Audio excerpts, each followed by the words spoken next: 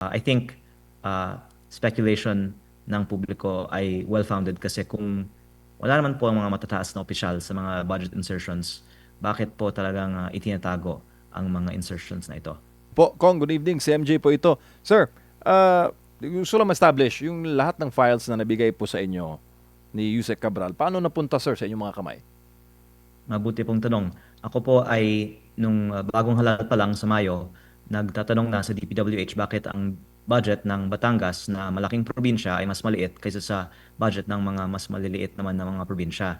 At ang aking first meeting sa office ni Yusek Cabral ay nasa June 11 at nagbigay siya sa akin ng mga paliwanag pero ang lumalabas ay talagang ayon sa mga ah, favored districts talaga ang alokasyon ng budget. At nagsulat po ako August 11 asking for the complete files and numbers. And then nung na-appoint si Secretary Vince Dizon September 1, nakita ko ang oportunidad na sumubok muli na makakuha ng mga files. Nag-set ako ng meeting sa kanyang opisina through Director Alex Bote at nung nandun na po ako sa opisina ni Yusek Cabral, tinawagan niya si Sec Vince at tinawagan din naman ni Sec Vince muli si Yusek Cabral at nakiusap po ako dahil sinasabi naman ng DPWH na ang gusto nila ay transparency. Pumayag si Sec Vince na ibigay ang mga files sa akin in the interest of transparency. At mabuti na nakuha ko kasi akala ko kahit hindi ko kunin, ibibigay naman ng DPWH sa ICI at Ombudsman. Pero nung bumisita ako sa ICI November 18, sinabi nila never nila nakita ang mga ipinakita ko sila, sa kanila noon. Ganon din po sa Ombudsman nung bumisita sila sa aking opisina ng November 28. At ang lumalabas po ay ngayon lang nung nire-raise natin ang existence ng files na ito ay talagang nape-pressure ang DPWH na ibahagi itong mga files kahit sa mga ibang ahensya ng gobyerno. Opo, Kong, gaano kalaki itong Cabral files? Ilang gig? Mga 17,000 plus rows ang mga projects sa 2025 National Expenditure Program at may iba pang mga tabs. Hindi ko po na analyze actually yung buong file pa. At tama ka po, kailangan mo nga ng mabilis na computer para ma-process po lahat ng data. Opo, pero sir, based po doon sa mga na-examine po ninyo na mga bahagi ng Cabral files, gaano ka-crucial ito, sir? Will it cost the administration more of its political capital? I think yung maganda dito, imposible siyang inimbento lang. Kasi napakadaming impormasyon na sa sarili kong distrito na confirm ako, may mga nakalagay dito, ang district congressman na predecessor ko ang nag-insert, tama. Meron mga ipinasok daw ni Congressman Edwin Garjola, tama. At meron daw mga ipinasok ng iba pang mga kontraktor o parking ng leadership fund at tama din po ayon sa aking kaalaman sa aking distrito. At kung tama siya sa aking distrito, siguro ganoon din po sa ibang mga distrito.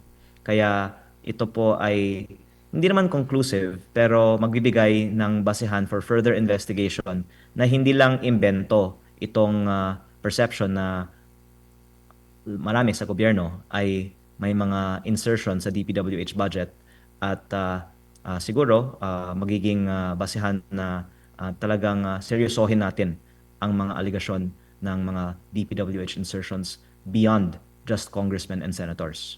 Opo, sa series of video ni former colleague po ninyo, Zaldico, sinabi niya, dinamit niya ang pangalan ni Presidente at ng unang ginang Liza Araneta Marcos. Sa mga files, sir, na inyo pong as far as ng mga files po na inyo nakita sa Cabral files, masasabi ba na alam ng Malacanang itong nangyayaring galawan sa pambansang pondo, Congressman? Actually, if I may share, sir, Mm. kaya ang move ko ay hilingin kay Secretary Vince at sa DPWH na isa publiko ang mga files na ito. Kung wala naman po silang itinatago. Kaya ang sagot po sa inyong tanong, tignan po natin kung isa sa publiko po nila ang mga files na ito. Opo, parang abangan ang susunod na kabanata, Kong. Pero Kong, yung nabanggit po niyo kanina si SMB, Secretary Manuel Bonoan, based din po sa mga files na niyo pong nakita, Masasabi niyo po ba na malaking kinalaman talaga o malaking impormasyon ang maibabahagi ng dating kalihim ng DPWH kung siya magsasalita sa issue na ito? Siyempre dahil siya po ang dating head ng agency na ito, pero ang actually binanggit sa akin ni ICI Commissioner Rogelio Singson, sa tingin niya mas malaming alam si Yusek Cabral kaysa kay Secretary Bonoan. Kaya nakakalungkot na hindi si Yusek Cabral ginawang state witness at binigyan nga ng pagkakataon na ipaliwanag ang mga files na ito. Pero I guess next to her is Secretary Bonoan. And I hope lang po that he will be protected and sana hindi po magkakaroon ng iba pang mga trahedya sa mga dating opisyal ng DPWH. Kaya din sir, nakakatakot na sumagot sa inyong mga tanong kung sino ang mga matataas na opisyal sa mga listahang ito kasi syempre iniisip din natin ang ating seguridad. Pero ang I think speculation ng publiko ay well-founded kasi kung wala naman po ang mga matataas na opisyal sa mga budget insertions, bakit po talagang itinatago ang mga insertions na ito? Sir, pag walang go signal ang DPWH, si Secretary Vince, ano ang inyong Hihintayin ko po kung yung iba nating mga kasamaan sa Kongreso ay manawagan din na isa publiko natin kasi kanina lang sabi ni Congressman Terry Redon na ilabas na natin ang listahan. Kaya inilabas natin ang mga insertions ng Bicol Sur Party List na may 150 million pesos sa Camarines Sur sa dalawang mga roads sa Pamplona at sa Pasacao na nagkakataon ay ginagawa ng isang kontraktor na may pinakamaraming mga kontrata sa Camarines Sur na baka may kaugnayan sa Bicol Sur Party List.